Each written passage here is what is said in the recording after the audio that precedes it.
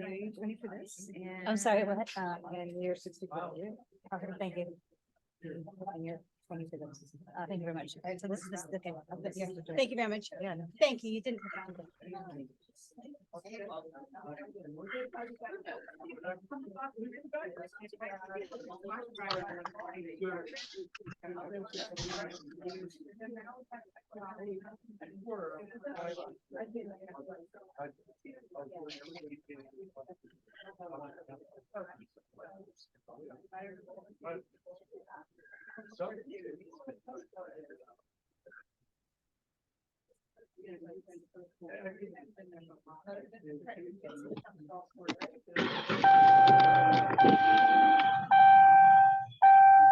It's hot.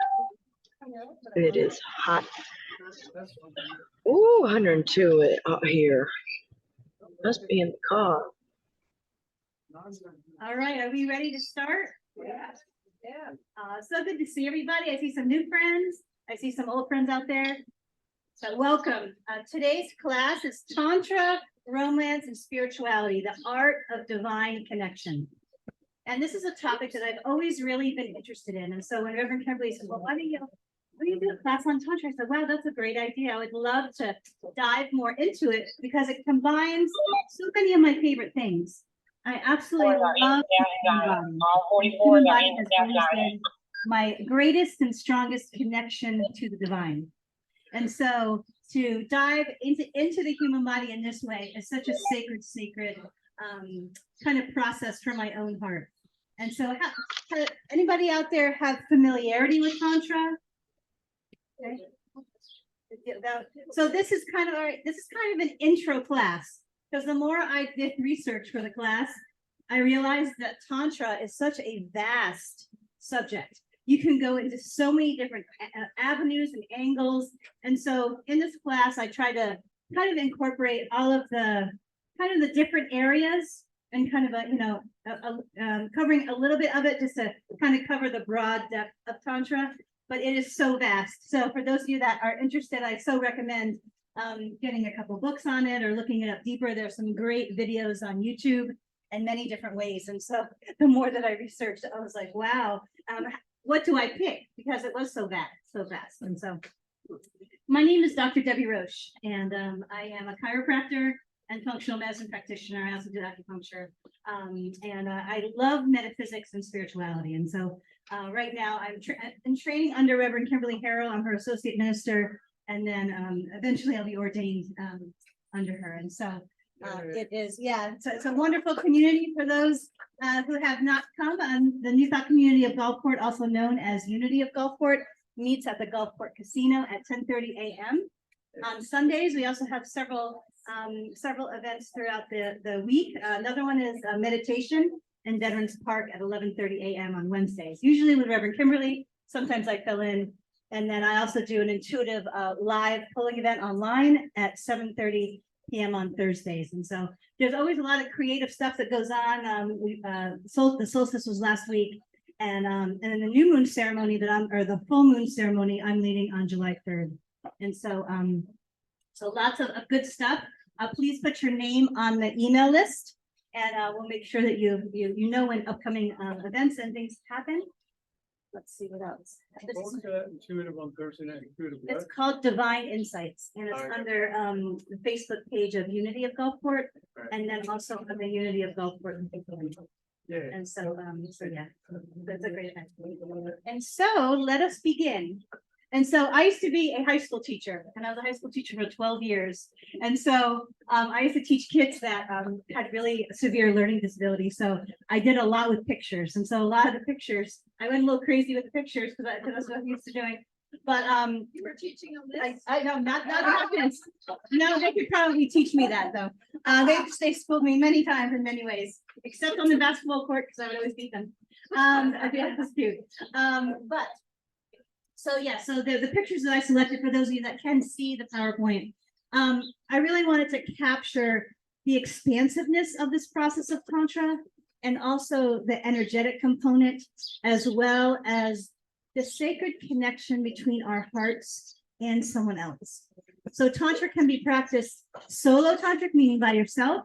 It can be practiced as a way of life and a walk of life, and it can be practiced with somebody else, partner or a loved one that you would like to get close to. And so that's where all the images come from. Can you put it on those TVs as well, or not? I don't know about the technology. Why don't you move? Can you move? Can you? Sure. Okay. All right. Uh,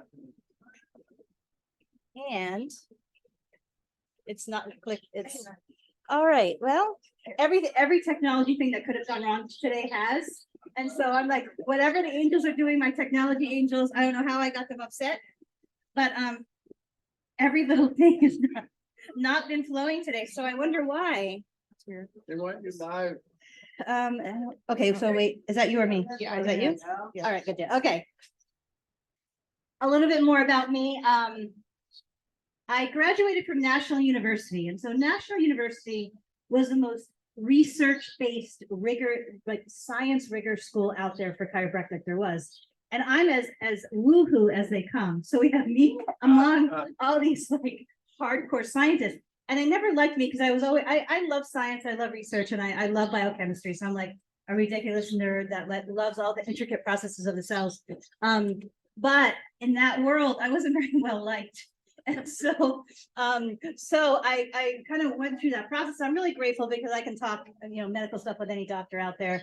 And, I love the rigor, but there's a whole other aspect of science and healing that I really believe that research focused approach really misses, because people don't realize that evidence-based medicine it's a three-tiered approach. It's not just the research, but it's also doctor experience and patient experience that factors in. And so I was always, with the perspective and the opinion of, well, what about all of these other energetic factors going on? How are they tying in to the overall healing of the body, the overall healing of the mind and emotions, the brain, and all of the, all the process. And so, granted, I was, like I said, I was kind of the oddball, the black sheep of that group. But it was funny. They recently contacted me a couple weeks ago, and they were like, "Oh, come talk to the students." So here I am doing all this. So it was very honoring. I was like, "Do you know what I'm doing online?" Well, I don't know, but it was very cute. So anyway, I've been in the functional medicine area for 20 years, which basically means I love cells and I know a lot about them. Biochemistry is my great love.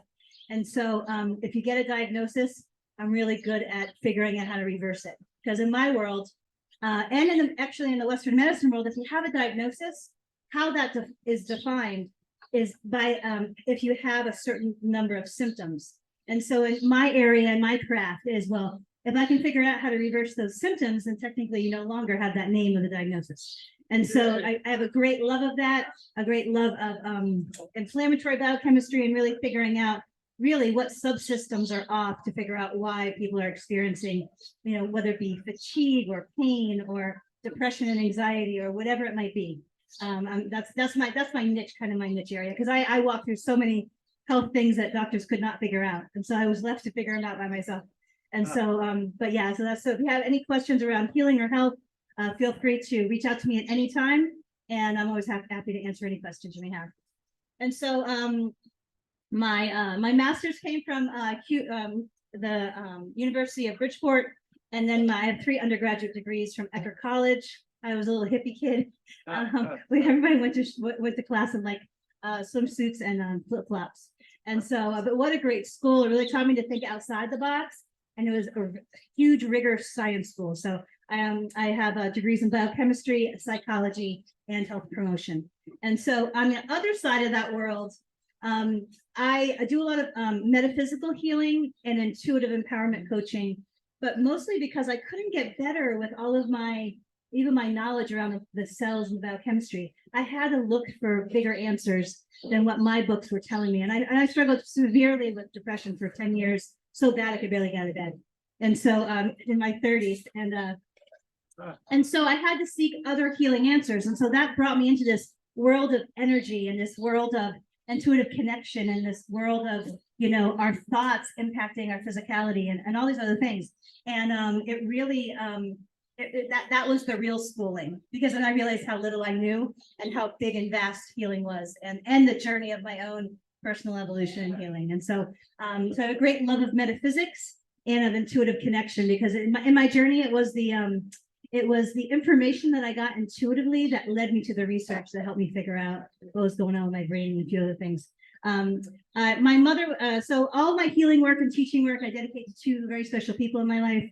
One is my mother, and her name was Joni, and she was so sick my whole life. And so I watched her go to all the Western medicine doctors, and then she couldn't get better. And so for decades, I watched her suffer. And so I know she's an angel right here. She used to love to sing. And so I learned to play my guitar to be able to go in to sing with my mom in the nursing home, because that was like the last thing we could connect with. And so my other part of work that I dedicate is to Alan, which I lost him to suicide. He was my favorite student when I was a teacher. And so he was such a great kid. I loved him so much. And he'd be in the back of the class and he'd be like making deals, like he was this businessman selling his CDs. And I would like not look his way. I would be like, okay, he's fine. But we became very close, unfortunately. And then he was diagnosed with a brain condition by a medical doctor, a Western medicine doctor, and he was not given any hope. And so he didn't want to be a burden to his mother. And he decided that he wanted out rather than to figure out. And so all my brain work, especially on suicide prevention, is really dedicated to him. He was such a good kid. I miss him very much. And so, let's see. All right, so I wrote a book. It's called The Joy Matrix. And I wrote this book because I felt that the world did not have a really good reference manual for emotional healing. And so these actually, it took me a good 9 years to write this book. But this book really represents my personal journey of healing and all the tools that I use to get there, both from an energetic perspective, a brain wellness perspective, spiritual perspective. So it's 77 tools. It's like my child. When I look at it, I'm like, I'm so glad it's out of my brain. I'm working on a second one. But yeah, it's they're for sale over here. But it and in the back of the book is my story, my sacred story, and so they're $20. And so yeah, this image on the front came from an intuitive image that I had around what should be on the front of the book. And when I went to the graphic design artist, I was like, what should be on the back, or what should be on the front? And I brought him this idea, and he nailed it on the first try. And the thing here is that, you know, part of healing and our processing involves the brain, but in my world, it's the matrix of our heart and our emotional layers and levels, and really understanding our emotional energies that really allow us to embrace a life of joy and meaning and, you know, non-limitation. And so all the little pieces of that matrix are all the little steps that we take in our journey to get there. And so so yes, I have a sequel coming. I'm hoping to finish that within six more weeks. So let's hope. So this is just a legal disclaimer that I have to put on everything, because there's a law out there. But it basically says everything's for educational purposes. And then it says, let's see, does not substitute care from a licensed medical doctor. Well, I am a licensed medical doctor in Florida, but to follow the rule, there it is. And so what is Tantra? And so I really love this image. I'm very visual by nature. And so this image has a lot of joy in it. And I really felt, when it comes to this type of sacred connection, I'm sorry, am I blocking my own images? Sorry. I feel that my walk in this area of sexuality as a child was so dark. And so I have this vision now as an adult to have it be so light-filled. And so for Tantra, it can be such a great form of connection, but it can also be an amazing platform and environment for healing, especially if you walk through any type of sexual trauma or any even heart trauma in that intimate space. And so when I looked at this picture, I thought, wow, it's such a beautiful picture of the joy of that free flow of that energy through our consciousness, our hearts, our bodies, in connection with the divine. And so that's why I chose that image. And let's see. So what is Tantra? And so I'm a researcher, so I over-research everything. And so when I came across this statement, I was like, wow, I love the flow of those words around this idea of Tantra. It says it implies sacredness, or other words, it's a practice of honoring the divine within between and beyond ourselves. And I thought, wow, what a wonderful idea and concept of the divine everywhere. And that's really when it comes to the spiritual philosophy of Tantra. And this is kind of the original mindset of Tantra. And then we're going to go to the next slide, which is kind of the new age version of Tantra. It really is, it's a philosophy that emerged in India around the 6th century. And it's based upon the principles of non-duality. And what that basically means is that everything is one and everything is the divine. And when it comes to the original Tantra, sexuality was a very small piece of that mindset. They say like 8%, but really that concept, and I really love that approach of that mindset of everything is divine. And when I do the moon ceremonies, I always kind of bring that up, that all emotion, every moment, every experience that we embrace, it's all divine. Hello, everybody. How you doing? I'm going to turn the volume up. Oh, okay, good, yeah. This one, hello, better? All right, good deal. Can't hear over there. Okay, thanks for letting me know. All right, so this philosophy, which I've been really practicing lately in several areas, is that everything is happening for our highest good, but everything is divine. And so when it comes to the human body, and when it comes to all energetic connection, and when it comes to all, everything is that divine consciousness. And that really is the primary original philosophy of Tantra. And so I also like this kind of definition when I was talking about a very small aspect of Tantra is about sex in general, but it talks about sexuality and sexual connection as a way to merge with the divine. And I thought, wow, what a beautiful idea and concept of approaching this subject or starting to think about it. And that's when I'm in that space of wanting to practice this practice with somebody that I care deeply about. That's kind of what I'm thinking as I'm preparing for that space, is connecting to that energy within myself, within the person, the energy between us, and all the expressions of touch. And I love that consciousness, and even taking it outside of that realm. How do we express that divine energy in our lives, in our interactions, and how we love our people and how we serve the world? And so that sacred relationship with the divine more and more is becoming a forefront in my mind as I grow and evolve on my own path. It also talks about Tantra being a path to enlightenment. And as you go deeper into that, that idea of all is divine, all aspects of our walk and process and evolution. And then the ultimate goal being about a spiritual awakening. And I really love that idea too. As I age and as I grow more, I think more and more about the process of becoming spiritually and what that means to me. All righty.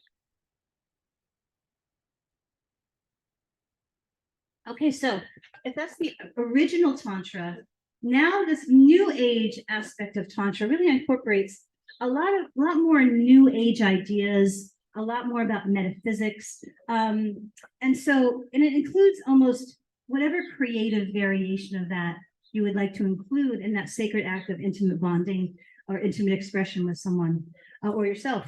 And so it talked about Neo-Tantra being a celebration of sensuality, sexuality as a wholesome experience and expression of the divine. And like I said, I love the human body. Even as I went through school when I was dissecting cadavers and all of it, I would stand next to the body and I would be so enamored by the magic of the body. Like this is all, even when I was studying little mechanisms of the cells and stuff like this, we are the divine, all of us. And so I love that idea. And so I love this statement too when it came to this idea of Neo-Tantra. It says, emphasizing the cultivation of presence, love, compassion, respect, surrender, and intimacy. I love all those words together in this idea of connecting in that way. Let's see. All right, and this is the final definition, then we'll move on to more different aspects. The sacred connection between the physical body, the divine, the self, and a potential partner. And like I said, I really wanted to design the class where anybody that came, it wasn't just about interacting or expressing this Tantra idea and philosophy with somebody, but that it could also be incorporated in our relationship with our own bodies, because there's certainly a lot of healing that can happen in those spaces too, and the experience and expression of the divine. So feel free to interrupt me at any time with questions. I really wanted this space to be a safe space, and and feel free to contribute in any way you would like. I think this topic is such a sacred topic and an important topic. And so, feel free, like I said, in any way you would like to interact or get involved, please do. And so I really wanted to kind of talk about aspects of Tantra, but then kind of incorporate them a little bit too into the interaction of the class. And so one of the things that I really believe when it comes to Tantra and really connecting in this divine way is that there's such a huge heart aspect to this experience when we're really able to immerse ourselves in the energy. Because one of the, I was watching a video last night about this young girl describing Tantra and the many aspects of it. And she really talked about how when we're in that consciousness of all is divine and and suspending our judgment or suspending our energetic resistance to anything that's there, what happens is that some things come up. The energy of emotion comes up. Sometimes old trauma triggers will come up. There's this, when the ideal practice or the divine aspect of this Tantra practice is really to create a platform of oneness with that divine energy. And however you express that or connect with that energy. But when you create that open space, there's a heart openness also that happens in that process. And so I'm going to have my helper. Estrella, come on up. Okay, no, you're gonna have, okay, so what we're gonna do is just gonna do a 1 to 2 meditation, just tapping into our hearts. And so your helper, this is Estrella. This is my Canadian friend that just came up. He just arrived. Yeah, she came. And we're going to Disney in a couple of days. And so so what I'm gonna have her do is I have heart chakra tuning forks. And so what I'm going to have you do is you're going to walk around and hit it ever so often. And let's see, where's my box of tricks here? Let me see. All right. So each chakra actually, which is an energy center in the human body, vibrates at a certain frequency. And so they have specially designed tuning forks that when you hit them, it vibrates at that frequency of the heart chakra. And then it actually helps that chakra spin in the right direction. So what I'm going to have you do is you're going to walk around, just hit it until it stops vibrating and hit it again. And so I just wanted to start the class with stepping into the heart. Because in this sacred place, I'm such a big. Show first. Yeah, Oh, it's done. so you just whack it. Okay, ready? Yeah. So you can for those of you that are into metaphysical healing, like awesome Reverend Kimberly Harrell over there, you can actually do really cool things with aligning the chakras with different vibrational tools. These forks are one of my favorite tools, but she's going to walk around with that, and I'm just going to do a brief heart chakra meditation or heart meditation, just to tune into our hearts, because this I believe in all aspects of our spiritual journey, that the heart is such a pivotal part of that journey. And the more that we're able to integrate it, the deeper we go and the more we evolve. So I'd just like you to put your hand on your heart first for a minute and breathe into that space. You're welcome to close your outer eyes if you'd like. I just want you to breathe, just breathe slowly in, settling into your body. Feeling your breath go in and out. And as your mind relaxes, as you continue breathing, I want you to just tap into that heart space. Tap into how your heart feels. Does it feel constricted? Does it feel expansive? Does it feel heavy? Does it feel scared? Joyful, sad? Continue breathing. Just tap in, breathing in sacred breath into that heart space.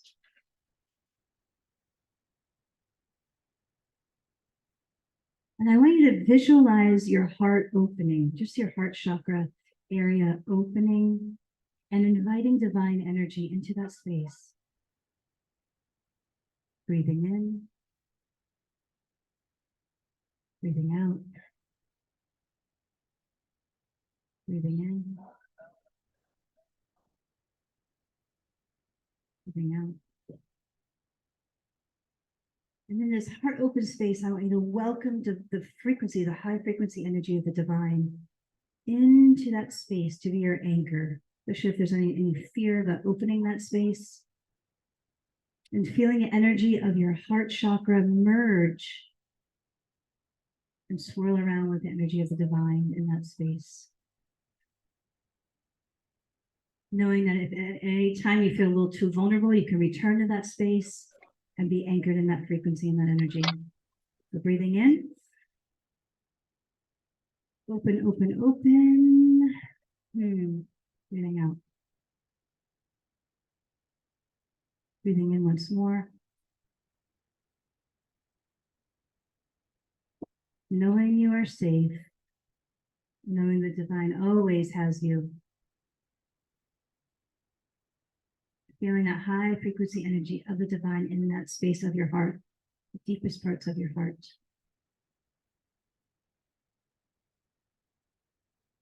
Take a moment to honor your sacred heart.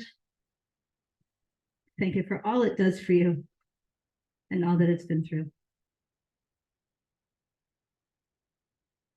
Feeling divine energy in your heart, all around your heart.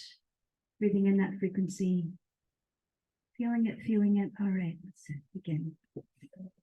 All right, thank you so much. I'm a big believer that when we're able to tap into our hearts and really hear what they say, it's then we're able to live a really empowered, joyful life. Thank you, Estrella. All right, so the next part of this, I really wanted to begin this Tantra class with the idea of our hearts and the openness of our hearts. Because sometimes it takes a lot of courage to open the heart. And in this practice of Tantra, there's an experience of the openness. And sometimes being so open with somebody else, there can be some resistance or some fear. And so I'll talk a little bit about some of the steps that can be used to kind of prepare for that level of intimacy and that openness. And so I wanted to begin the class with the idea of the heart and the sacredness of the heart. And a little bit about energy. And so Tantra really is about the subtle exchanges of energy, divine energy, touch energy between someone else or yourself and the divine, if it's solo Tantra. And so I know some of you are very versed in metaphysics and some people are a little bit new to metaphysics. And so we'll talk a little bit about it. We'll kind of cover kind of the basics. And so the first thing that I wanted to talk about is our hands have a lot of energy. For those of you that practice Reiki, how many people here have practiced Reiki before or have experienced it? So for those of you that are maybe new to the community, Reverend Kimberly Harrell is an amazing Reiki practitioner. I always do a shout out to Reverend Kimberly. I remember the first time I was on her table, she does shamanic Reiki. I remember getting off, my whole body was humming because the flow of the energy was so strong. I was like, wow. And so, but everybody has the ability to practice Reiki and feel the energy in your hands. And so I just want to do a brief exercise of practice where we just tap in and try to feel that energy a little bit, and then we'll move on. And so just I would like you to you can rub your hands together for maybe 30 seconds or so, clearing your mind and tapping into the energy in your body and in your hands. All right, so when you pull them apart, maybe do it with like half a centimeter, and you should be able to feel a certain type of warmth that isn't just heat. Some people will actually push their hands together a little bit, and you'll feel a tiny bit of resistance.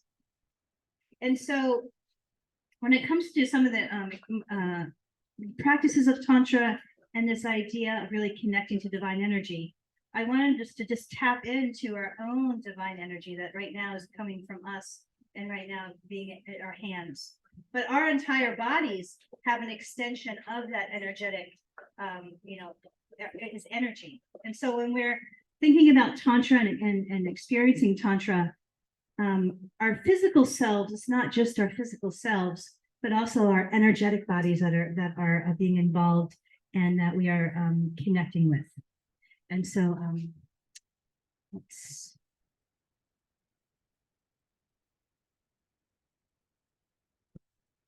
so in this practice of Tantra, there's a process of setting the space. I'm a really big believer. The older I get and the more I'm on my spiritual journey, the more I incorporate ritual into so many aspects of my life. And so when it comes to practicing Tantra, I have found, and when I have experienced Tantra, that when there is a period of ritual and setting the space to make it sacred. And so I know Reverend Kimberly often talks about the casino being, when we walk in and we create a sacred space for church on Sundays. It's kind of the same idea of that divine mental preparation of calling the divine in. And so setting the space, it could be just your mind. It didn't have to be all fancy. But I know for me, the more that I pulled in divine spiritual energy into that intimate space, for me, my heart needed that because I needed to feel safe and I needed to feel the high vibration energy of the divine in that space that had been so dark in my childhood. And so to pull in that frequency, it was so helpful because it created like a whole new platform for me to experience divine sexuality in a way that was very high vibration. And so here are some of the things that I've used throughout my journey, but also that many people use. It really is in whatever way, it could be whatever is sacred to you. And so there are a couple practices, and we'll talk a little bit about them in a second, but I loved this. If you're practicing Tantra with a partner, this image is of two people just putting their hands on each other's hands. And it's such a great way and kind of a neutral way, because there's a second step to this that you're going to see in a minute. But really just holding your hands up and having somebody else's hands on your hands is such a beautiful way of just taking a moment to ground your mind, your body, and to clear your mind and really connect to the other person's energy field while it's still not being too vulnerable. So it's a good kind of intro into this space. And so there are a lot of different ways to incorporate ritual into the kind of the foundational environment of practicing Tantra. And so I love white candles and flame. And so that's why I put that picture there. And so you could do it with candles. You can do it with certain scents of essential oils. We're going to talk about that in a little bit. And so there's also, I love the frequency of clear quartz. I always feel that it is one of the stones that can actually absorb lower vibrational energies away from the body. And so that's why that's up there.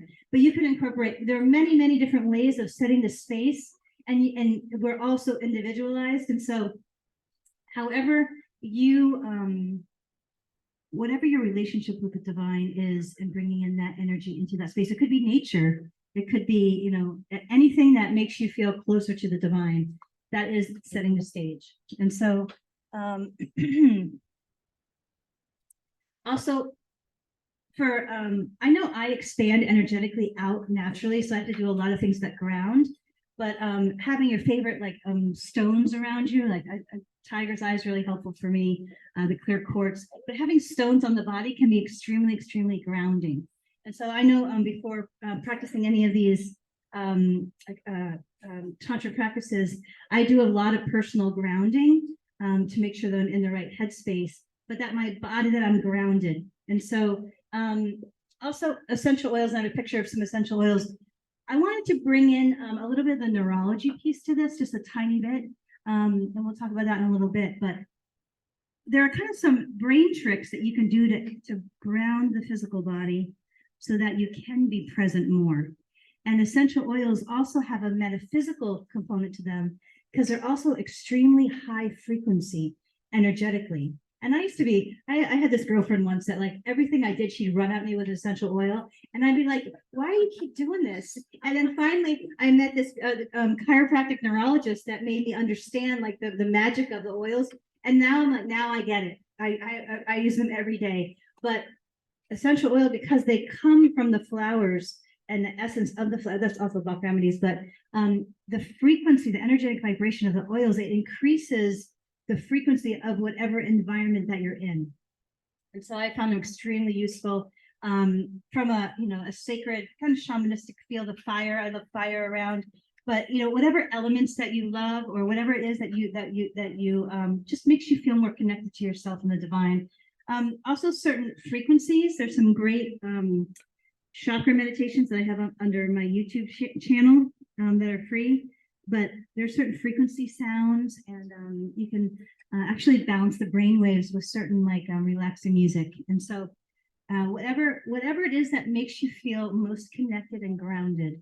I often say a prayer in this space, especially because it's been such a healing space for me in my life, that I call in all my angels. I'll call in, I have a very sacred relationship with angels. And so I'll say a general prayer, and then I'll call my angels in, because in this space, in this tantric practice space, there's such a potential for openness and open expansion.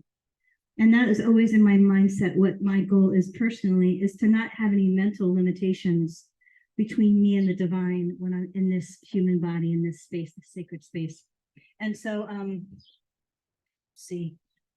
And so, so this is an image of calling in the angel. I often will start that with my hand, in terms of the ritual for my own self before entering into this space of just, spreading my arms out and calling in my divine helpers and angels.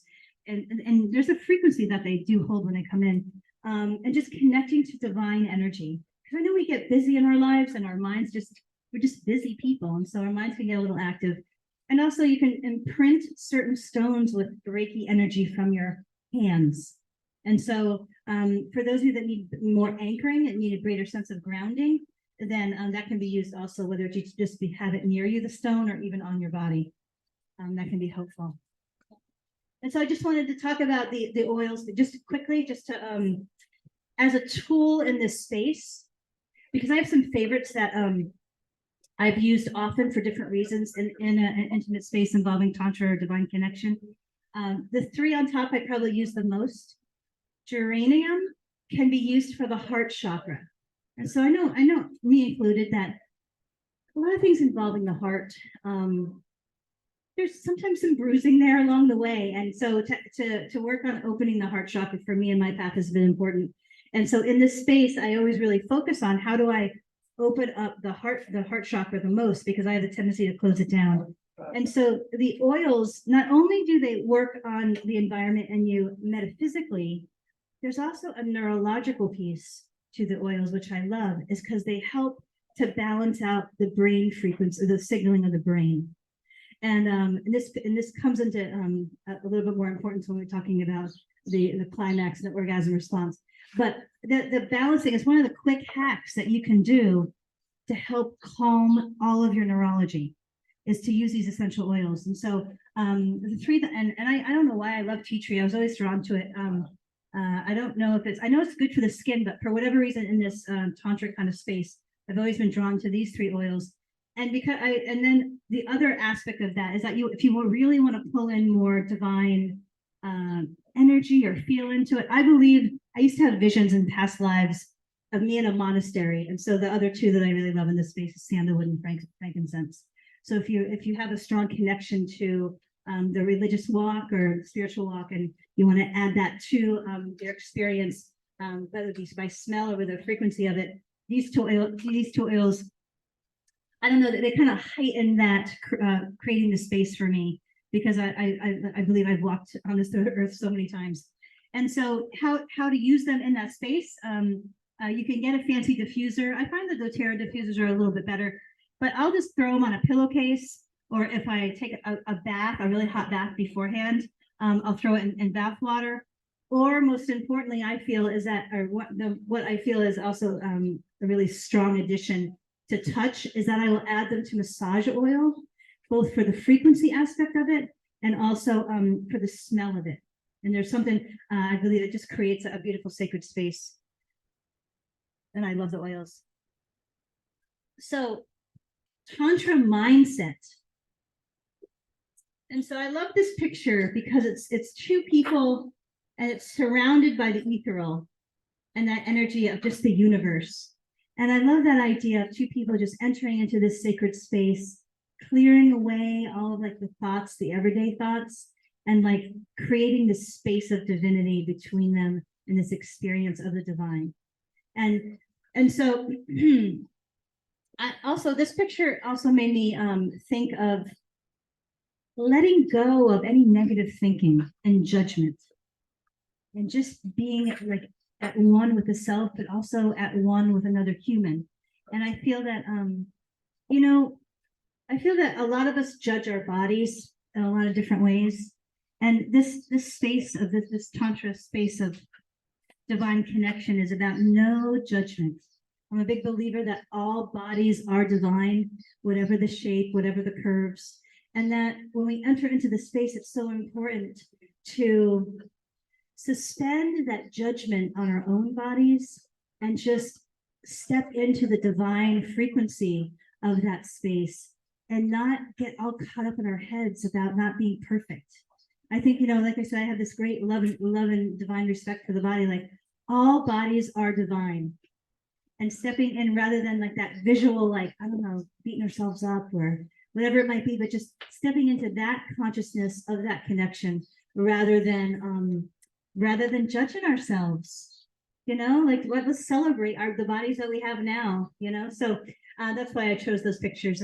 But just that mindset of being extremely present and not like clearing, kind of holding that space in our consciousness of presentness and mindfulness. And so and really almost seeing every movement and every touch as sacred and an extension of the divine. And so one of the things, when I was looking up, when I was researching this topic, that I kept encountering was this word of Tantra meditation. And so when I first experienced kind of my, I don't know how my life kind of evolved into this kind of interaction with one of my exes. But that was my first kind of intro to this type of lovemaking or this connection was almost touch as a meditation and having the mind in that space of really flow and just touch being an extension of that flow of the divine or the clearing of consciousness where we're not in that more human mindset or in the mindset of focusing on the orgasmic release or in the, not animalistic, but the other part of that, the desire-based driven type of touch. And so it's that divine presentness and then that divine openness that really is kind of setting the stage for this divine connection energy in that connection, if that makes sense. So one of the next parts of the tantric experience, and know that everybody's experience is individual and it doesn't have to follow any of the pieces. Like if you're like, oh, I don't like breathing, I don't want to do that. You don't have to. Like this, your tantra experience is yours and yours alone. And so, create it in whatever way that is in most alignment. But I really love this image of the girl like breathing into the universe and breathing down from the universe and connecting in that way. And so breathing actually helps calm the nervous system. And when our bodies are able to be calm and not in that sympathetic nervous system state, it allows us to our thoughts to clear. But if we're in that kind of overstressed state, then our brains can be extra busy. And so I just wanted to go through some of the breathing and maybe practice a little bit, because then we're going to practice with a partner if you guys would like to. There's in Tantra breathing, the most common thing that came up when I was researching this was bliss breath. And they talked about it sounding like a sexy Darth Vader. And I thought that was really cute. And so basically it's called bliss breath, and it's a breath that's deep and slow, but you're constricting your throat a little bit. So it's like, I don't know if I can do it in the microphone, but it's like, do I sound like Darth Vader? Where you're constricting, I'm assuming because it makes the breath slow down, but it's that conscious focus on the breath and connection with the process of breathing, and then ultimately with your partner breathing at the same time. But that's the first one of the Tantra breath is the Darth Vader breathing. Okay, so you're constricting the throat. So we're gonna practice for a minute and then we'll go to the next one. Okay, ready? So we're gonna constrict our throat a little bit.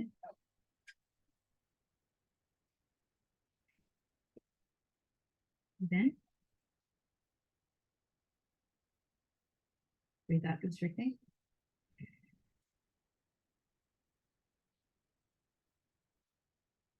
Breathe in. Breathe out. One more time. Breathe in. Breathe out. Okay. All right, so the next one is basically you're breathing in and you're filling up your belly with air. And then so you're breathing in and you're when I've done this when I was laying down, I have to put my hands on my belly so that my mind won't wander. But you're breathing in so you can feel your stomach rise. And then as you're breathing out, the breath is leaving and you're visualizing pushing the breath down through your pelvis. Okay, so we're going to practice that. So you're going to breathe in, big and deep and gentle. And you're going to breathe out and you're going to visualize the energy going through your pelvis. 2 more times. Breathe in. Breathe out. Visualizing. One more time. Breathe in. Breathe out. Visualize it going through.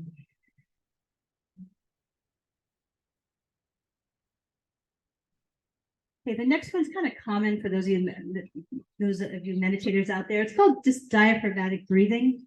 And it's basically just taking a really deep, full breath in for 5 and then out for 5.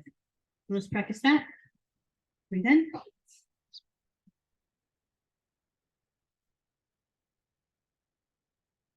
Out.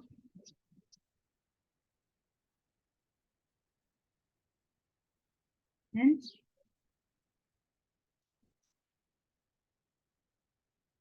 Out.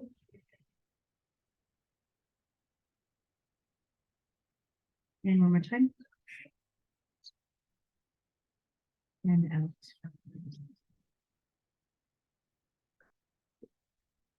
So whichever one that you like, be drawn to. I mean, I think each one probably has its different nuances of benefits.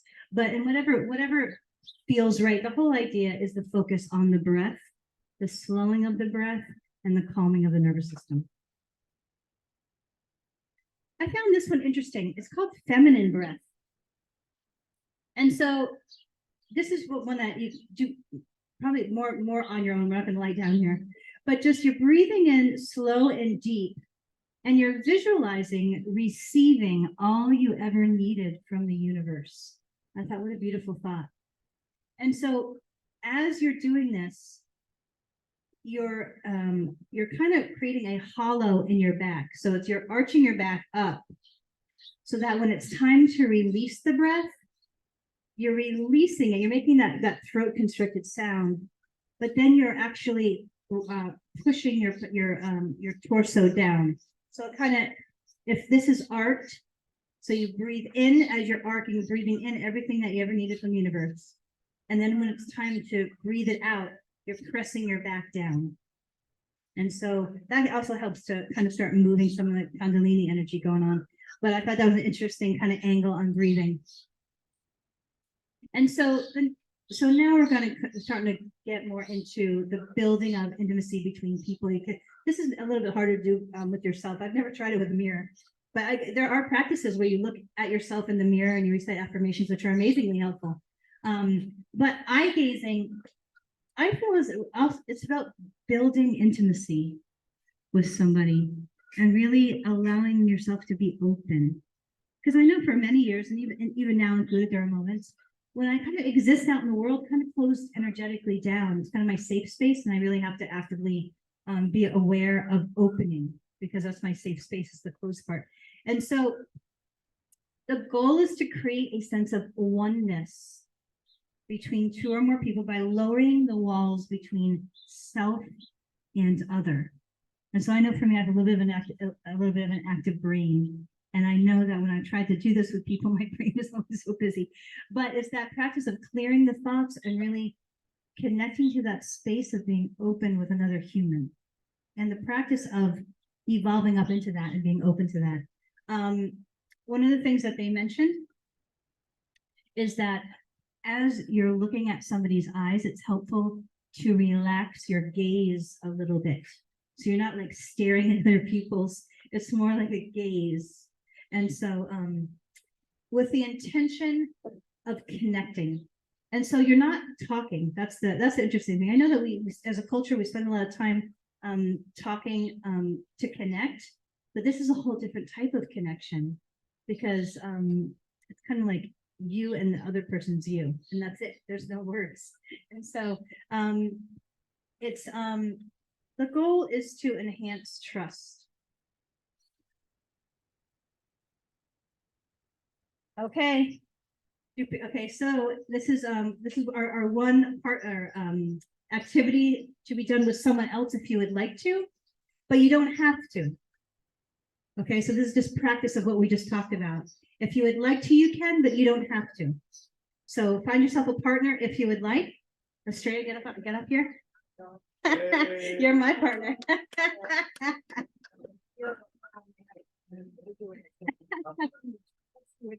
No, we can't do it three. It's hard to do it that way. Okay, so I really like this video, this girl right here, I don't remember her name, but she has phenomenal videos. And so the idea here is you're going to be placing your hand on the other person's heart and their hand on your heart. If you want to start with just hand to hand, you can do that if you're still kind of nervous about it. And so,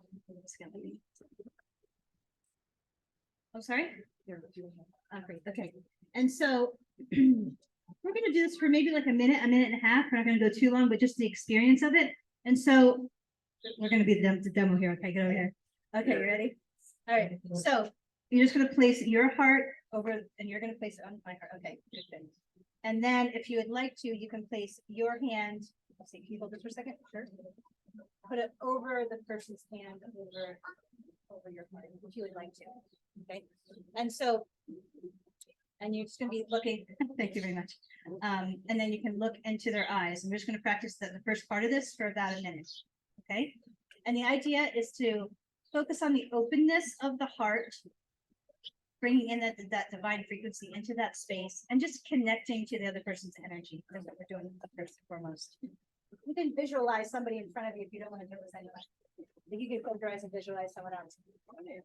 Okay, so, all right. Okay, ready? Yep. Okay, go. Yeah.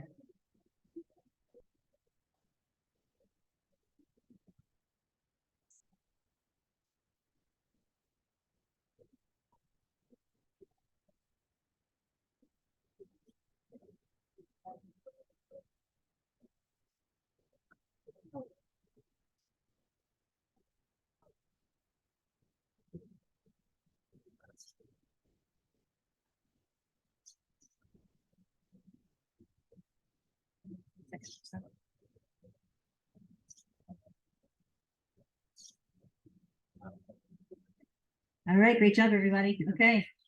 Hope that wasn't too hard. Let's go to the next one. All right, get over here. You're not done yet. Come here. No, you're not done. Okay, same idea. Ideally, it's the same thing. You have your hand on the person's heart. Same idea, same position. This time we're going to inhale, and so we're gonna practice the constricted breath. And there's okay, so Ready? Just gonna breathe in for 5, and then as you breathe out, you're gonna constrict the throat.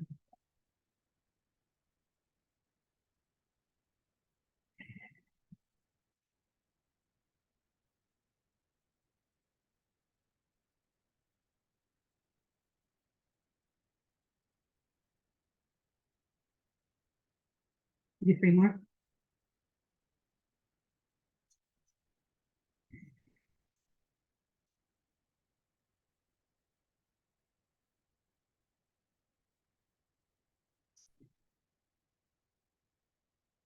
Mm.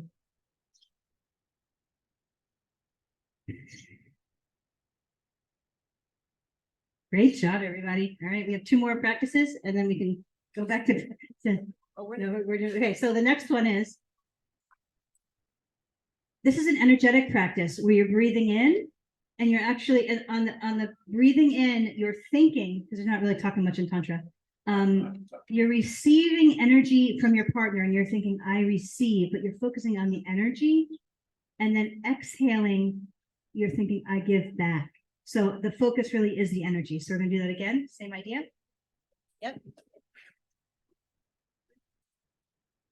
Okay, so we're breathing in, and then you're thinking, I receive.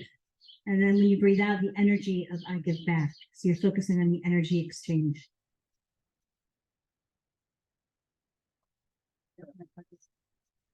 Okay. Okay, so we're going to breathe in. So you're receiving energy from your partner, focusing on that. And then you exhale, and you're thinking, I give back. Breathe in.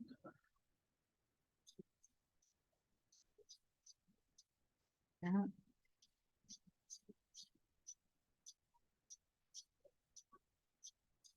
Breathe in. Breathe out. Back. Okay, we have 1 more like this. All right, so this involves eye connection. The same idea, but a little bit deeper now. And so as you're inhaling together and you're exhaling together, remembering that the eyes are the window of the soul. So you're just relaxing the eyes. And then as you inhale, you're feeling the energy of the person come into you, and then the energy come out. And so inhale, you're thinking, I receive. On the exhale, I let go and give back without expectation. Okay, yes. I think so. Okay. Okay, so breathe in. Eyes open. Breathe out.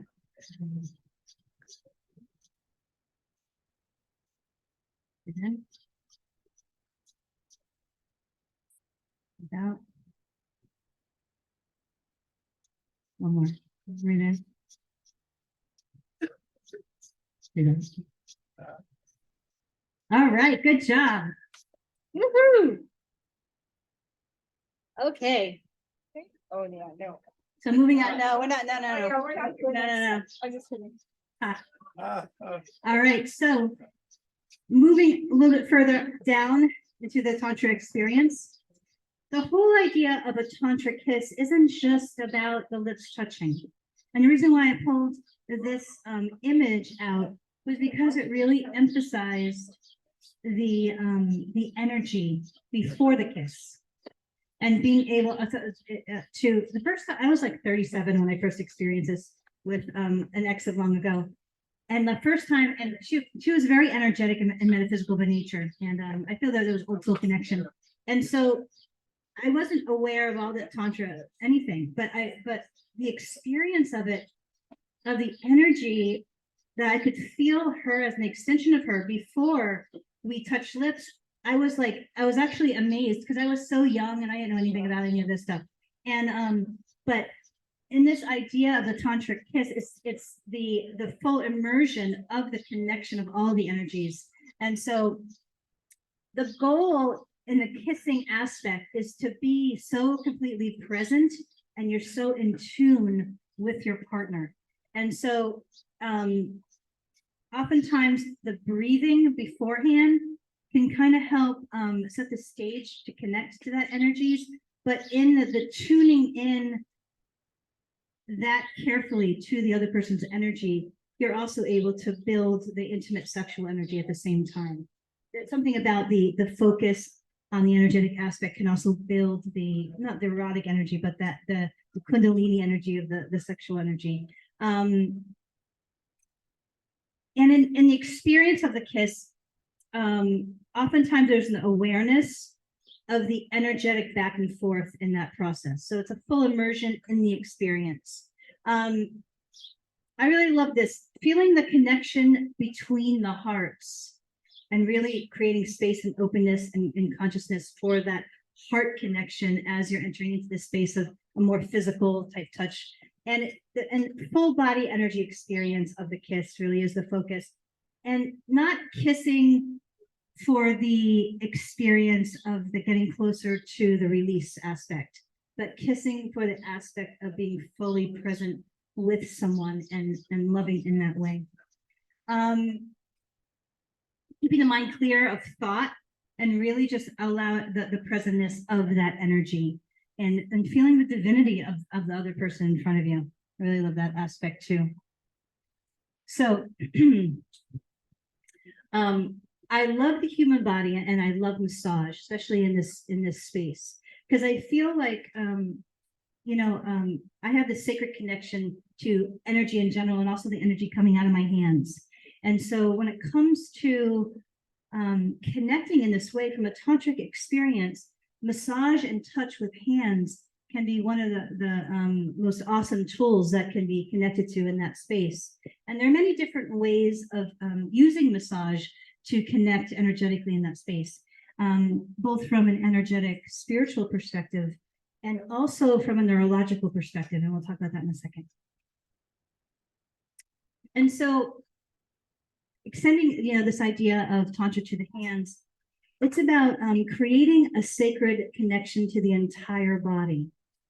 And so the goal, once again, is not orgasm, but enhanced connection, both energetically, both intimately, like this experience of really getting to know somebody else's body in this present in this space.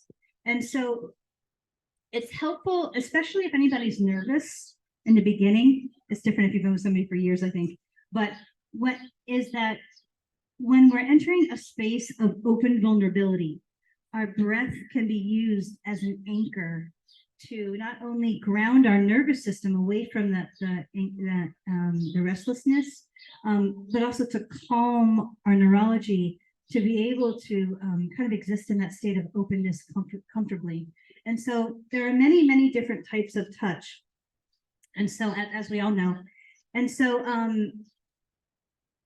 we're going to talk a little bit about edging, what's called edging in Tantra in a second. But when it comes to tantric massage, there are, sorry, one second. When I step into this space, I'm thinking about the divine being my hands.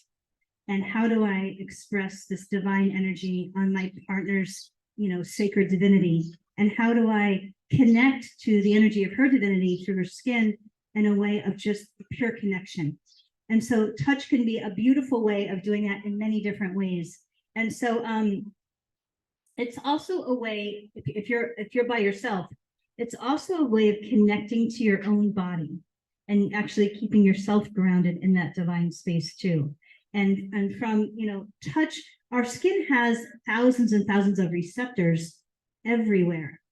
So when it comes to actually preparing the body for a climax or orgasm, but also to ground the body and into a higher and greater state of presentness, the touch on the skin and the receptors to the brain actually help that happen. It creates a space of calm in the parasympathetic nervous system.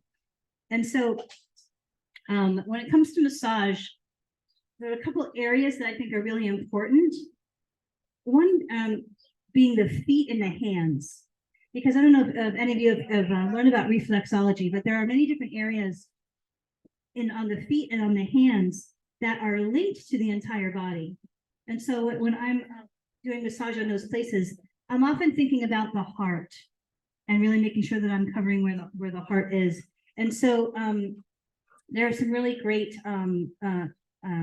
images online for the heart, the hands, and the face.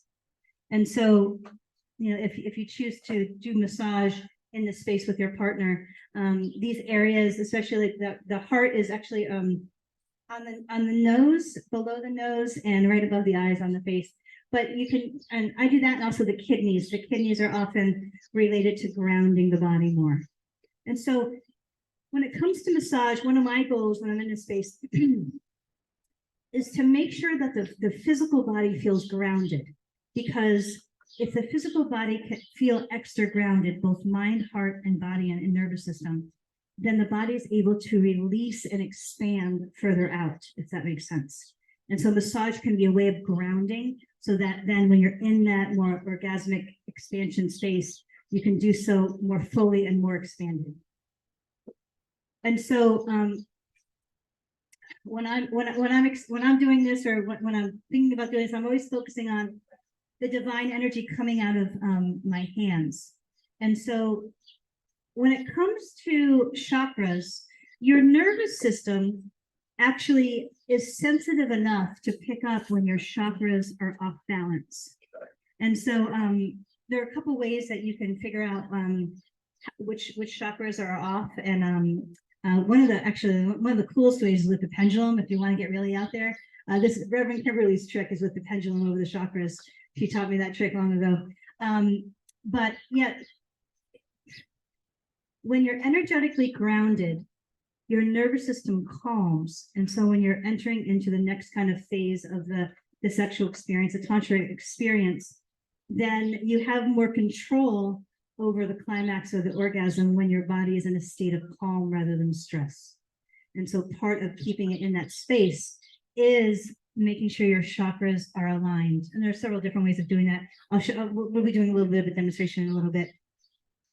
And for those of you that have had some trauma or some areas of your body that you're still building a new relationship with, or maybe have had some bad memories, sacred touch like this can be a way of reformatting those memories and creating a sacred space in your own body. And so I know for me, for the sexual trauma piece of it, I had to develop a new relationship with my body as I've gotten older, so that I could be really at one with it rather than playing the old tapes. And so touch, especially Reiki touch of your own body, can really help heal both your consciousness and your nervous system response to things, that because even if your brain forgets, your nervous system remembers certain things of the past. So it can be a really great way of not only healing if you're doing solo tantra, but preparing to be with somebody else and going deeper with someone else. Sometimes it takes that step before you're really able to enter that space with somebody else. And so there are two massages I just wanted to touch base a little bit on. I know we were going to have a little bit more females in the audience than men, so I didn't really talk about the male side. So sorry, guys. Wait, yes. Do you have a question? She has a question. Yes. Yes. Yes.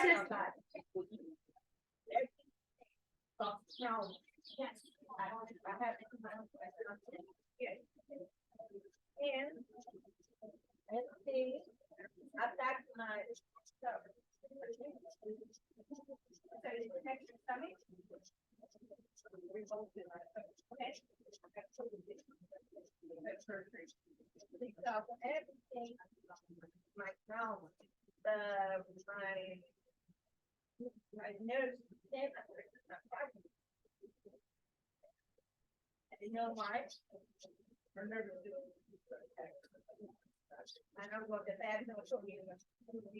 So there's a lot of, the question was, she'd had a lot of trauma in the past, and that her, she felt that her body had kind of attacked an area, was it the stomach region? And she was asking why. And so there's a lot of different metaphysical theory on that. Do I exactly know? No, I don't have a A+B=C answer. But from just kind of a metaphysical aspect, the body internalizes trauma, emotional, physical, sexual trauma of our past. Unless we're able to work through it and sit with it and find a way to release the trauma or move the energy, what happens is that the body will then adapt to the energetic discord or the energy that's not supposed to be there. And then for you, it's the stomach, but it could be, for some, it could be the uterus, it could be the back. So it depends on, I mean, Louise Hayes has great books on the specific areas of the body. So she's much more eloquent than I am in this area, but it's that concept of finding ways to face the energy and release it. And sometimes that can be really scary because it makes you relive it a little bit. Like sometimes, but there's a great book called The Body Keeps Score. I think is that Linda's a therapist. Is it Peter Levine? I think it's Peter Levine. He's a PhD in trauma therapy. But that the body remembers, and unless we release the energy of the trauma, then it will ultimately end up in some ways. There's also a great Dr. Stephen Nelson that does the emotion code, which is an energetic technique I practice. But he found that you can remove the blocks with magnets and things like that. But that, as somebody that has walked through this in some ways, it's the releasing of that energy that's so important for not only our physical health, but that other energies, other emotional energies will bounce off that old energy if it's not cleared. And so breast massage is the breast is really close to the heart chakra. And so when I was digging a little deeper and preparing for this, it really talked about how women often hold a lot of their emotion in their breast region. And so I always saw, this area and then the yoni region is such a sacred, high vibration place because of the life-giving force of these two areas. But that when, doing a tantric breast massage is like a sacred ritual in a way of its own. And so when different types of touch are involved, and from just a physical aspect, breast massage is really good for detoxification in the lymphatic system, and it stimulates a lot of oxytocin production. But from an emotional perspective, it's very bonding. And so, and it can be very emotional. So in this experience of doing this type of sacred massage on someone or even yourself, know that the body often holds emotion in these places. And so if you have some type of emotional release of some kind, or you experience emotions that you don't normally feel, then know that that's so normal. And as you're able to release it and stay present with the emotions, not only is it really great for your energetic system, but it can be extremely bonding for you and your partner, or with you bonding to the divine energy too. It doesn't have to be just with someone. And so, but yeah, it's just the sacred.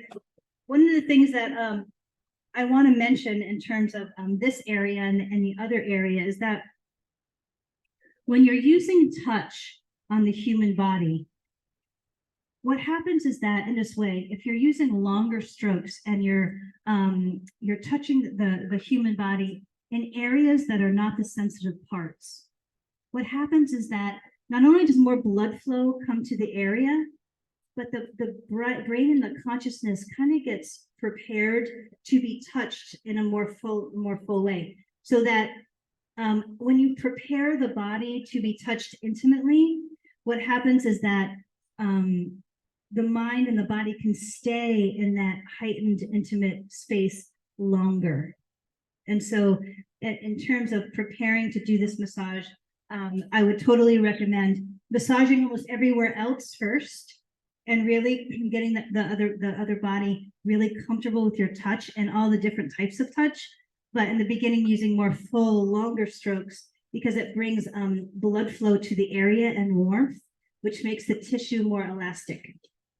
And so, and this is just representation of so much emotional energy in this space in many different ways.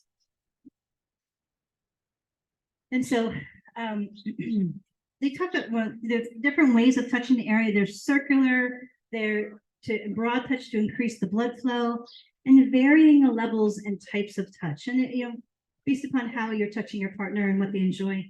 But the idea really is to develop an intimate relationship with every area of the person's body in front of you.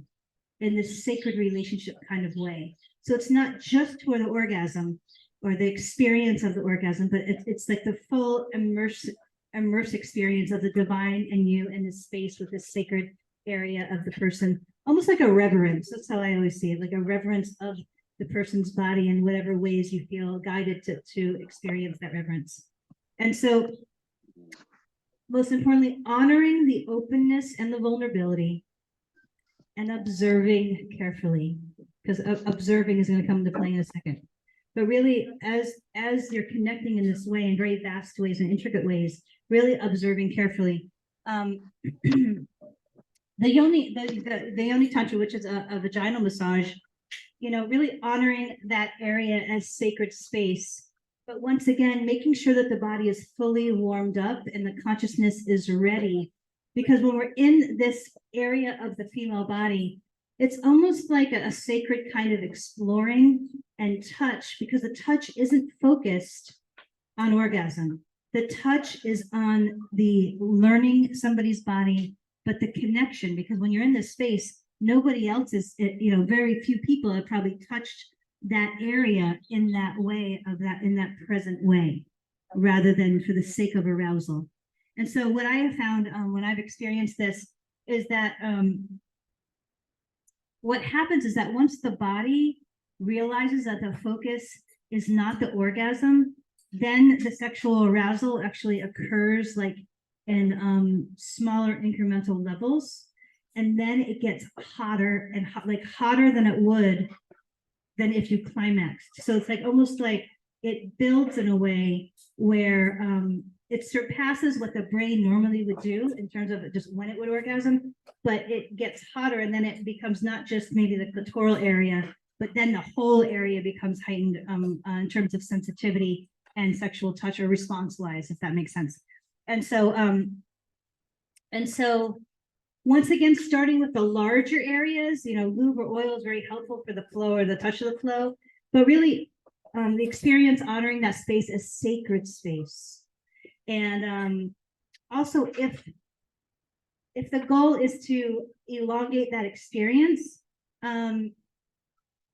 you can use breath to help the body not climax quick. You can like help the body shift a little bit downward.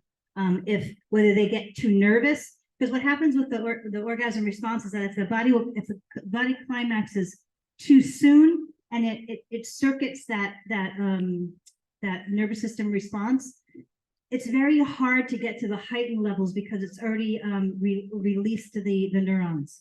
And so this is kind of a way to, you can have, you know, if you see the person get too tense or tensing up for that type of climax, you can actually either back off or you can have the person breathe in some deep, slow ways to help come down a notch and then build up the other areas of the body a little bit better. And so this word of edging. And so in Tantra, in order to elongate the experience, you can keep the body right on the edge of orgasm, but not have it go to get over that hump. And it's by keeping it in that space, and this practice is called edging, that it's almost like you're keeping the consciousness in the body in that place of expansiveness, and you can keep it there longer, and then ultimately the experience will be much more fuller. And so in this idea of like, what is an orgasm? It's actually an electrical signal of discharging ions, or it's dealing with the nerves of your body, and it's carrying an electricity. Now, okay. Will you text me about dinner after? Okay. And so the idea is to keep this response in its optimal precondition. And so there are a few factors. One being extra hydrated is really important. If you're overstressed, that can impact this signal and the ability to climax strongly and fully. And so a couple hacks, we're going to talk about them in a second. Stress is basically imbalanced brain signaling. So there are some hacks that can be helpful to keep the body out of the stress response so that it can orgasm and climax in a way where you have a little bit more control over it, but also in a full and consistent way. And so these are all things that help balance the brain, because if the brain is balanced, then the body's in a state of calm. And then you'll be able to not only climax stronger, you'll be able to elongate the experience a lot better. Because it's almost like that electrical system, if it's stimulated too much too fast, it'll discharge too fast, but not fully. So this edging kind of practice is about keeping the body almost right there, so that you can experience that expansive space longer, and that euphoric, open space too. And so these are a couple of things that are helpful to keep in that pre-climax state right at the top. So using a bunch of essential oil and whatever oils you like, certain type of meditation music, so auditory stimulation of the brain helps balance it. So depending on what you like, it could be soft or not. Focusing on the breath and breathing, once again, that also is balancing the brain out. Also, this is a trick that can be helpful when you're doing massage or different types of touch. If you move to different sides of the body, that actually helps the brain balance, and it will keep the body from climaxing too fast. So whether it be nipples, whether it be different sides of the vagina, or different sides of the full body, or just massage in general, it's the changing from one side to the other, sometimes rhythmically, if you'd like to. And also switching from sensitive areas to non-sensitive areas. That can also help keep the nervous system right there, right before climax. Also humming or sounds. So any sounds that people feel guided or urged to express are helpful in this area. Also, if you observe the body, if you're the person that's giving at that time, when you see that the person is at that place of their system is ready to climax, if you back down by your touch, the intensity of your touch or whatever, by 5 or 10%, maybe 7%, then that's kind of like the ideal range of, and then seeing how they respond. And so also, if it just gets too hot too fast, you can simply like rest for like a minute.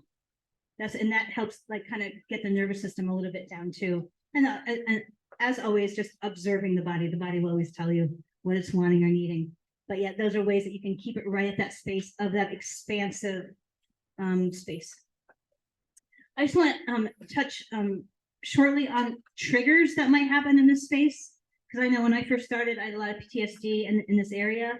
And so what would happen is that in this open space, a lot of old stuff would come up, and I would relive the PTSD in the middle of the intimacy experience. So I had to warn my partner, like, hey, this might happen. And if this happens, this is what I need you to do. Because once a PTSD trigger is activated, your nervous system and neurology go through the steps. There's no stopping it unless you just halt it all the way down. And you want it to go to the end, because you're reformatting the nervous system signaling. And so if this is happening, have a safe word, just one word that means stop everything and hold me or not hold me. Whatever you decide, as if you're reliving your old trauma, you want your partner to know that this is happening, and you don't want them to stop the response, whether that be sobbing, whether that be flashbacks, whatever that might be. You want them to just create safe space, so your nervous system it goes through to the end of whatever reaction, because it's in that end of the reaction that it will be less next time. But if you halt it, then you don't heal. And so just a couple of tips. Don't stop the crying, or like don't try to console them. Just let them loose it, because it's in that process of letting that energy out that the healing occurs in the safe space. Also, trauma triggers in the brain are a PTSD response, meaning there are brain hacks that you can do to decrease the likelihood of the trauma trigger happening. So if you know you have this happening, you've warned your partner and everything, but you're like, I really don't want to be having a trauma trigger when I'm in this space. Anything, all those brain balancing tricks, like the essential oils, the breath, even balancing, you can do balancing before you're intimate, or a vibration plate even. You can, when the brain is the signaling is more balanced, you'll less likely go into the PTSD response. So it helps deactivate the trigger. Once again, I mentioned if a trigger is happening, do not stop it. Just hold safe space until it's over, because that's where the healing happens, is after it gets to the end. Also, if you're in this space and you need to get your brain back quick, like you're like, screw this trauma, I want to get back to the good stuff. Basically, essential oil coming, EFT tapping will get your brain back to being able to be present intimately. Lateral eye shifting, even if you do it all at once, but all of those things are helping balancing the hemispheres of the brain. And then massaging. So let's say, just say your partner, hey, just massage me for 5 minutes on both sides, and then we can get back to what we were doing. That will get your brain back so you can be present, rather than, because depending on the intensity of the trigger, once you get activated fully, it's much harder to bring it back. So this is helpful if you're right in that space of being able to do something about it. You can get your brain back and you can continue. I just want to touch really quickly on what if your orgasm response or your arousal is not happening the way that you want. I really didn't want to go into a lot of the physicality because I wanted to be more energetic, spiritual, but I want to just touch on a couple things. So especially in like, I just hit my mid 40s. So like 40s to, I'm assuming upward, like there's sometimes often some changes in your response, your desire, or even, lubrication, a lot of different things. And so I just wanted to hit as to why, because if you go to a regular doctor, they'll just give you the synthetic version of the sex hormone that your blood work will be a little low on. And I'm saying, hey, there are many other factors that impact your sex hormones. One's going to be inflammation. We'll talk about that in a second. Your adrenals, your stress system, some nutrient deficiencies, your minerals and unsaturated fatty acids. So for orgasm is an electrical charge. For that electrical charge to be carried along the nerve, there's a sheath around the nerve, and it's minerals and unsaturated fatty acids that help that transmission of the signal. So that's one of the nutrient deficiencies I often find. And if your brain signaling is imbalanced, or even if you have some trauma and it's just in that state often, that creates a lot of stress hormones that can mess with not only your arousal, but also the strength and the duration of your orgasmic response. Just a little bit on inflammation. I don't want to go too deep into it today. These are the foods that are most often that create a lot of inflammation. Inflammation is the foundation of almost every disease and imbalance. So whatever it is you might be experiencing in whatever way, the foundation almost always is inflammation. Inflammation or stress or toxins, those are the three. So dairy, a lot of people don't realize that a lot of people are allergic to the protein in casein. Gluten, of course, gluten is not so good for us. Red meat has a lot of chemicals in it, regular red meat, not organic, refined sugar. Corn, this is hard for me to give up corn, but GMOs, a lot of manufactured GMO corn, and fried foods, especially the oils that the fried foods are in. But these are like the foundational, just the food wise, and then there's a couple of things that create the inflammation. It could be liver detox pathways, it could be leaky gut, it could be poor stress response in the nervous system, bad foods, food sensitivities. These all create inflammation. Gut infections. So this is kind of like the foundation of my functional medicine practice, is that like I'm like kind of a sleuth. I'm like, all right, where's the inflammation coming from? How do I decrease this inflammation so they stop having this A, B, and C symptom, or if they're feeling bad? And a lot of people don't realize they go right for the synthetic hormone, but it's our adrenals that dictate whether our body creates healthy levels of our hormones. So a lot of people don't realize that it's the adrenal issue that's decreasing the sex hormones and not just aging. So I see a lot of people that do that. They are on synthetic hormones. Yes. Yes.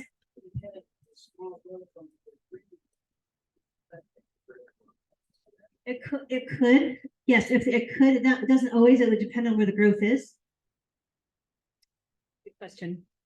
And also, I've noticed in my own body that if I'm too acidic, then the climax response will be either too intense and shorter. So one of the ways that you can help your body go through a longer and more enjoyable experience is you can shift your diet more alkaline, because it actually separates the cells better and the signal will travel better on the cells.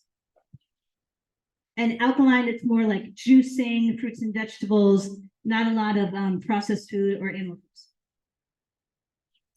Anything that you decrease stress-wise helps the climax response because it decreases the stress hormones and it helps your body ground so that it can ease into it. I wanted to talk a little bit about solo tantra because it's not just about tantra with a partner sometimes. And I believe that,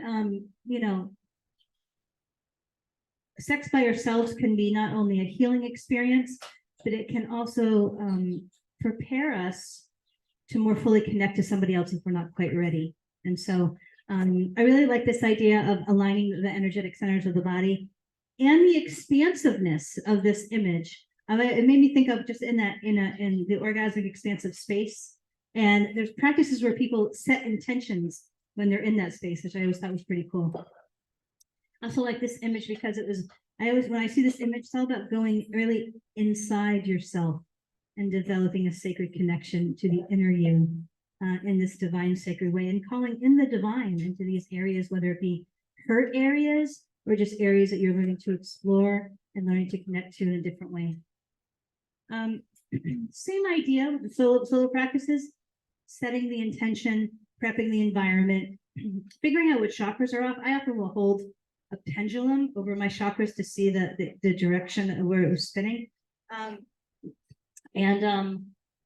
You can massage on both levels of the body and you can see how your body responds to touch. The more massage that you do on your body, it actually helps the receptors of the body in other areas kind of awaken and open more. It's all about also observing not only how your body responds, but how you emotionally respond to certain things as well. If you're reformatting some trauma stuff, you can actually fantasize healthy things in this space to retape old tapes in the brain. Certainly, similar to before, calling in the divine and calling in that energy to be with you, and really just tapping into your heart as you do this. It is in the slowness and the sacred experience of really being at one and being aware of all that's occurring in your body, in your mind. And it's almost like a sacred dance with the divine in a different way. Let's see, the goal is not orgasm, even though of course, this oftentimes at the end of it, but the goal really is to connect to your body more fully and to connect with spirit. And know that anything you're guided to do in that space is fine, whether it be toys, whether it be whatever it is. It's all about just your sacred connection to the divine. And this can be excellent for healing in those areas, especially if you've had some trauma in the past or some heart hurt. I just wanted to bring up the Tantra positions. We're not going to really go into a lot of them in detail, but I just wanted to show some of the images for the emphasis on the openness of it and the full access of the body, because touch is involved often in Tantra. And so there are many, it's about holding space for the sacred vulnerability of the openness. And so I like this picture because it shows the chakras aligning and the energy exchange between the two partners.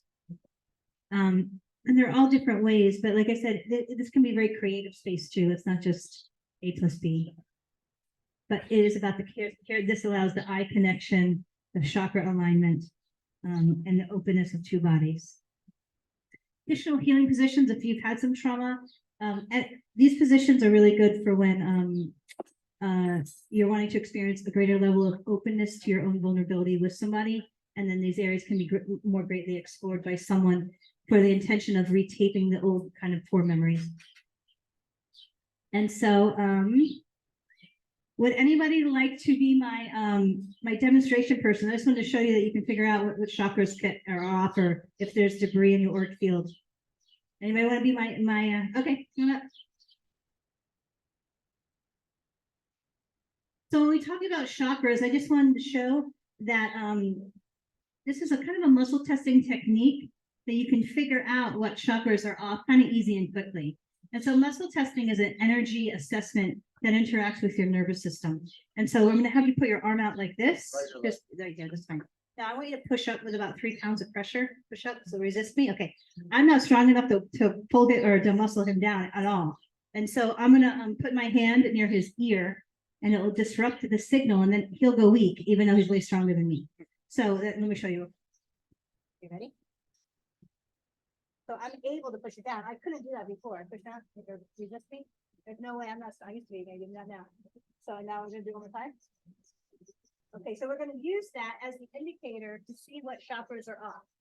Okay, and so I'm gonna do the first one, so push your arm up. So we're gonna go over the seventh chakra, push up. Okay, that one's good. We're gonna go over the throat chakra, push up. It's usually the heart chakra. So I'm gonna go over the heart.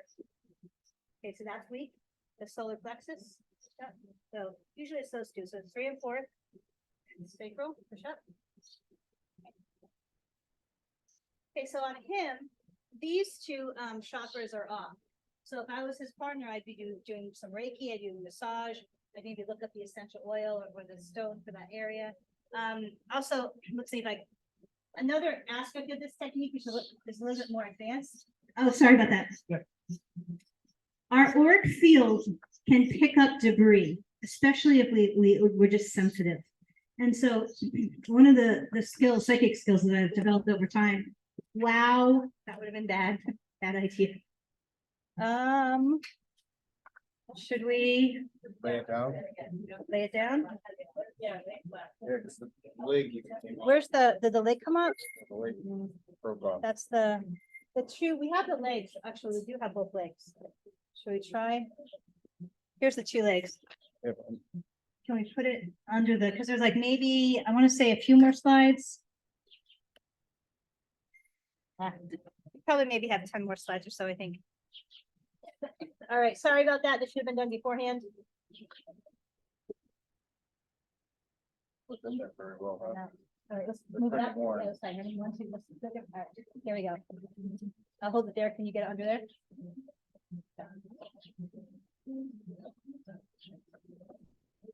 Well.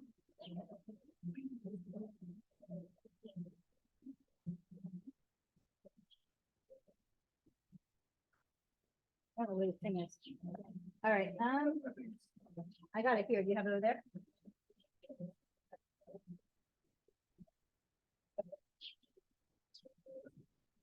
Back. All right.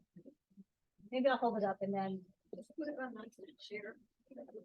Yeah, but this is, I don't want it to fall. Go ahead, Trump, get that. All right. Turn it around. Let's lay it down and then I'll just go through the rest of it and hold it up. Okay, so our auric field picks up debris. And so one of the kind of over time, I've been able to see where the auric debris is, but your nervous system is sensitive enough to be able to pick up when you have energy debris in your aura. The aura is layers of energy around a human. All right. So what happens is that when I scan you, I can scan the body intuitively. I can see the debris, and when I touch the area, you'll go weak. But in the area that doesn't have the debris, you will be able to go strong. So put your arm up again. Push up. Okay, so there's no way I can easily, you're muscly. There's no way I can push you down. All right, so I'm psychically seeing the debris right here. And so what's happening when I touch it, your nervous system can sense that I'm messing with this energy that's not supposed to be there. So I can see it psychically here. So push up your arm. Okay, so this area though doesn't have the energy. So I'm going to touch that area. Okay, push up. All right, so I see some right here. So your auric field picks up energies, not just from your environment, but also from your past. So some of their metaphysical tools that I've used and other practitioners like Reverend Kimberly, where I can use certain vibrational tools to clear the energy, which also grounds the nervous system. Thank you so much. Appreciate it.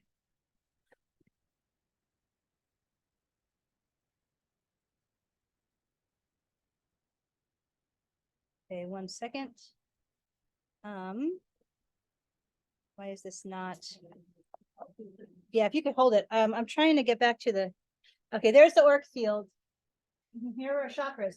But the moral of the story is that if you're working on your metaphysical energy systems, and you're able to ground it, whether it be align the chakras or clear the auric field, your nervous system is more grounded. And if you enter into an intimate space with somebody, then your body will respond better and more completely. So it's a way of calming the nervous system. And so just a couple other things, we're almost done. The sacral chakra is related to your sexuality, your creativity, and emotions. A couple things that are helpful. Actually, water is the element associated, but also the color orange. So eating anything orange actually is helpful for that area. Connecting with water, stones like calcite, red jasper, citrine, and sunstone, and also strengthening the lower abdomen. And what else? Some yoga poses where you're kind of spreading that area or stabilizing the body. And there are certain affirmations like I am centered and grounded, I am safe, and I am here. And so this is the last part of the presentation. Kundalini energy is that sexual energy in that space. And it's a divine feminine energy, kind of goddess energy that's located right in our pelvis area. And so they say it's associated with the divine feminine or the formless aspect of the goddess. And so the goal from an energetic perspective is to have that energy come up through the chakras and then expand out. And so it's kind of represented as a coiled snake. And there are several yoga kind of moves that can be done to kind of move that energy around. You can do bridges and just movement of the pelvis in different ways. And also with intention and breath, you can tap into that energy and move it a little bit too. The idea is to awaken that energy and then bring it up and then out. And there are several different ways of doing that, but we won't get into that today. Thank you so much for attending today.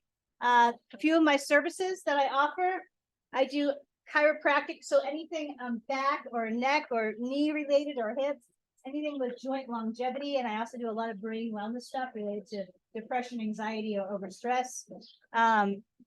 I do also acupuncture and energy medicine modalities, both metaphysical and not. And so this can be super helpful for pain and emotions and an overactive stress response and all healing, really. I use acupuncture all the time. And then my functional medicine services, anything related to blood sugar or blood pressure or cholesterol, anything that somebody said, hey, here's your pill, you're going to be on it forever, come see me or at least talk to me. All right. And so anything related to healthy joints or fatigue, and anything related to aging or really optimizing the body in any way. Thyroid, and let's see what else. I'm running a $99 special. So if anybody's interested in coming to see me for any of my services, including my intuitive services. So I'm running that special today, but you have to sign up today to do that if you're interested in that. If that's 60% off what I normally charge. So and that's it. So thank you so much for being here today. Thank you. All of the classes that we do are done by a donation basis. And so I'm going to send a little donation jar around. If anybody feels guided to support the church, thank you so much. Oh yeah, and the books are $20. If anybody would like one. Are you signing them? I can, yes. Sign one. Okay, yeah. Where's the donation from? It's coming around right here. Thank you very much. Oh, just lay it down. Thank you so much.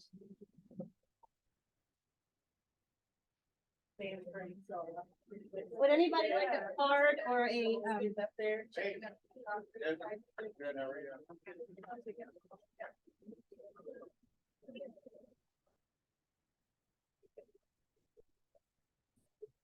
Would anybody like a card?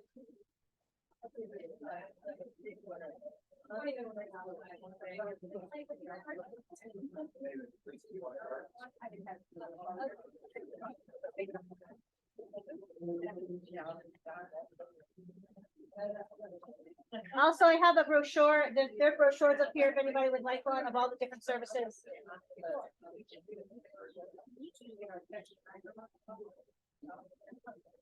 Okay, so who wanted a signed copy or a? Okay. There's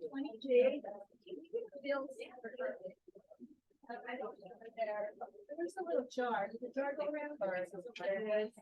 Still floating around. No, I'm looking for the jar. So much. And Bruce, I need a pen. Is the email list? Did everybody get on the email list?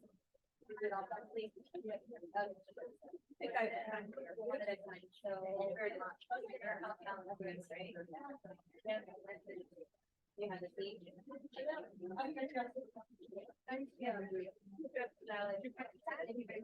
Looking for a pen and seat. All right. And what is your name?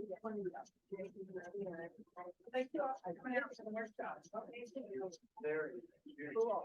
Were you born here in the class? Saturday, and we'll be out up here. I'll give your card up here on the things that I think so. Yeah. Yeah. I have this right here. Reader of the church. There. And third.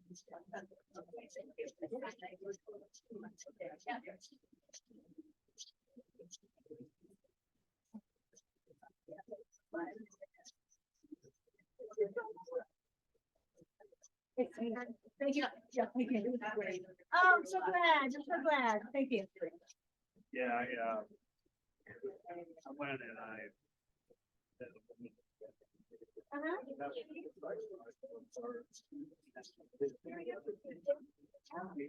Wonderful.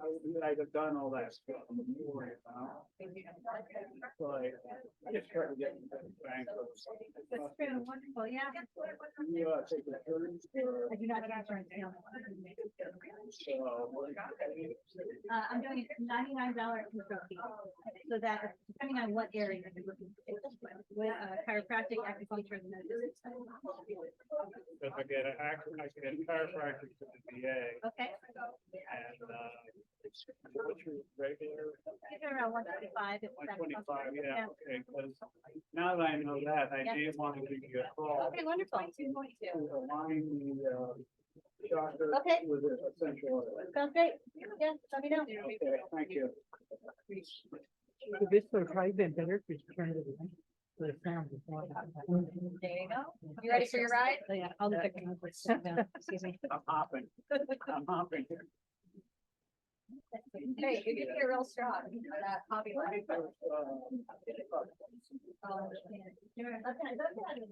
Midnight Cowboy. I know what you're talking about. Slams on the wrist. Yeah.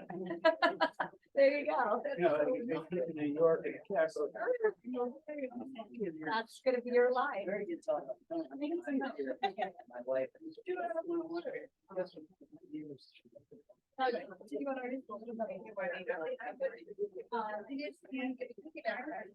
I offered. The breeze feels good. Thank you. It was really, thank you. Oh, thank you. Oh, thank you so much. I'm glad. Thank you for being here today.